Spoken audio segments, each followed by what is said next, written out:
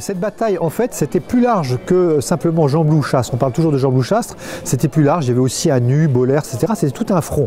Donc, il y a eu une offensive allemande et les soldats français ont réussi à tenir avec moins de chars, une assez bonne artillerie, aucune défense aérienne et ont réussi à résister 3 jours, ce qui a permis l'embarquement des troupes françaises et anglaises qui repartaient à Dunkerque vers l'Angleterre. On avait des unités commandées par des Marocains qui contenaient des métropolitains français, ou l'inverse, des officiers français et des sous-officiers et combattants marocains. Il y avait une très grande confiance entre eux, ils travaillaient ensemble.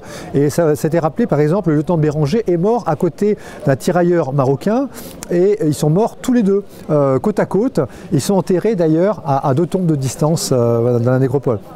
Et les Marocains, il est vrai, avaient un sens de l'héroïsme entretenu par les Français. Et donc il y a plus de morts français, bien sûr, dans cette bataille, mais il y a beaucoup de Marocains qui ont été tués. Ce qui est frappant dans ce cimetière, dans cette nécropole militaire, c'est qu'il y a des tombes de Français, des tombes de Marocains, des tombes de Tunisiens, des tombes de Sénégalais, des tombes d'Algériens, etc.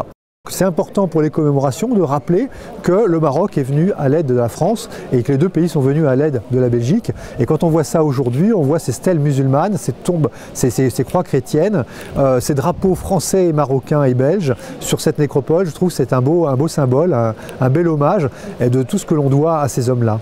Et il y a aussi un devoir de mémoire qui peut être entretenu par les associations patriotiques, par les instituts de vétérans comme l'INIG, que je félicite pour son travail, et tout ce que l'on fait aussi en France.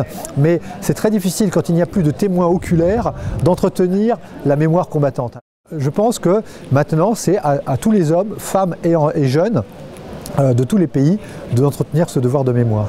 Parmi ceux qui sont tombés, évidemment, il y avait énormément de Marocains qui sont venus mourir sur le sol belge pour défendre la liberté avec, bien sûr, leurs amis belges, français, sénégalais, algériens, tunisiens.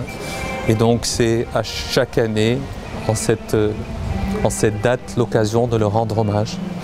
Et ce qui me fait de plus en plus plaisir, moi ça fait 5 ans et demi que je suis là, c'est que je constate que d'année en année, la moyenne d'âge diminue et le nombre augmente. Un certain nombre de préjugés persistent sur les étrangers, sur l'islam, etc. alors que nous partageons les mêmes valeurs. Et nous devons ensemble, évidemment, combattre les radicalismes quels qu'ils soient. De droite, par exemple, ou liés à l'extrémisme religieux, moi je dirais liés à l'ignorance de certains. L'islam est une religion qui prône l'amitié, la paix entre les peuples, entre les identités, entre les cultures, qui prône le respect des uns et des autres. Et donc c'est toutes ces valeurs-là, véhiculées par nos cultures communes, par nos différences également, que nous devons défendre. Et c'est tout le sens de la démarche dans laquelle nous nous sommes inscrits à travers la commémoration de Gembloux.